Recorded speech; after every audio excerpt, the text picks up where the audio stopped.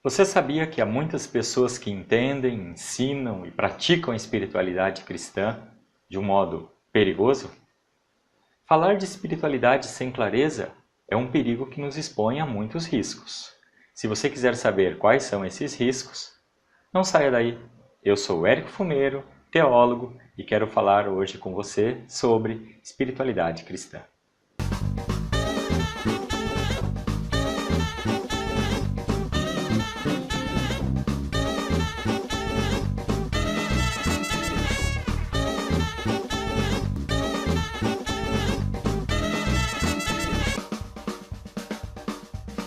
A primeira confusão quando falamos de espiritualidade diz respeito à palavra mesma.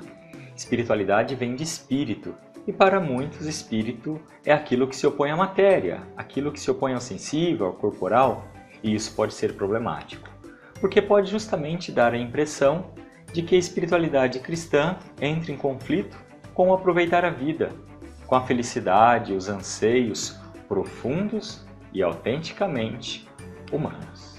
Por isso, muitas pessoas quando pensam em espiritualidade têm a impressão de que precisam justamente renunciar à felicidade.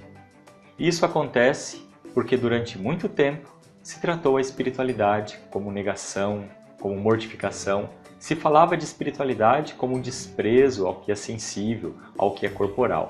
E muitas vezes se reduziu a espiritualidade à negação da sexualidade. O esquema de pensamento era o seguinte: espiritual é divino. O cristão, para ser espiritual, precisa negar, ou pelo menos dominar e subjugar aquilo que é humano. E isso é um perigo, porque nos faz pensar a espiritualidade como um caminho de renúncia a algo que é essencial a nós seres humanos.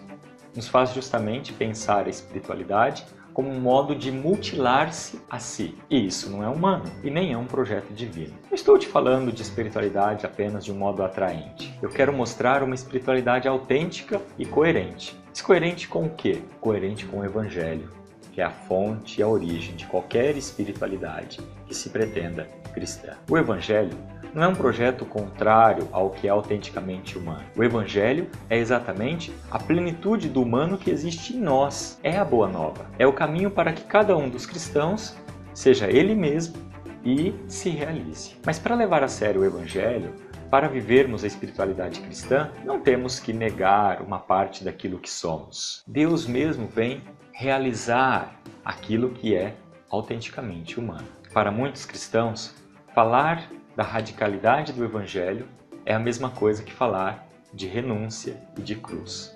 Pois bem, renúncia e cruz, sofrimento e morte costumam ser muitas vezes compreendidos de modo equivocado, porque são compreendidos como santificante em si mesmo. Quem pensa assim, conclui que viver o Evangelho é viver na renúncia mais absoluta, porque é isso que agrada a Deus. Que esse tipo de espiritualidade é um perigo, porque dá a entender que Deus permite o sofrimento e, o que é pior, pode dar a entender que o sofrimento dos seres humanos agrada a Deus. E quem fala assim, geralmente utiliza uma linguagem que beira ao absurdo ou até mesmo ao irracional. Inclusive, se formos parar para pensar, blasfema, porque apresenta um Deus que precisa do sangue humano, da dor, da morte, para aplacar as ofensas da humanidade. E um Deus assim é monstruoso. Não é o Deus que veio nos revelar Jesus Cristo. Esse Deus monstruoso não é o Deus Pai de bondade e de misericórdia que não quer que seus filhos sofram. Uma espiritualidade, para ser cristã, precisa ser fiel à mensagem de amor e de misericórdia do Evangelho de Jesus Cristo. O único sofrimento que Deus quer é aquele que brota justamente da luta contra o sofrimento. Jesus sofreu? Sim, justamente porque ele se pôs ao lado de todas as vítimas. Jesus sofreu? Sim. Não porque Deus quer o sofrimento e a dor. Jesus sofreu aliviando o sofrimento e a dor de tantas vítimas do egoísmo, da falta de solidariedade, da opressão, da exploração, da desumanização. Devemos tomar cuidado com muitas formas de viver e apresentar a espiritualidade cristã. Nem tudo que leva o nome de cristão é coerente com a boa nova do Evangelho. Pense nisso. curta esse vídeo, se inscreva neste canal. Vamos juntos pensar com fé.